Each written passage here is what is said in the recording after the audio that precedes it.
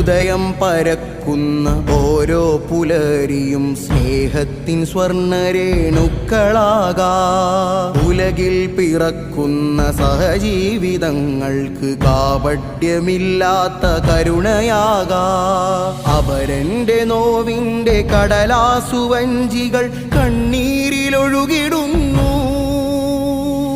ആശ്വാസമാകാൻ അവർക്കായി നമുക്കൊരു പുഞ്ചിരിപ്പൂ നീട്ടിടാം.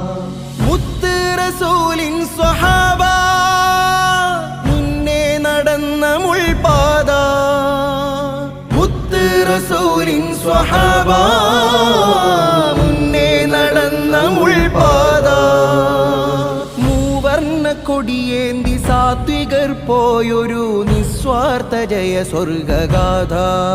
ശുഭവീതി ഗമിക്കുമീ യുവത.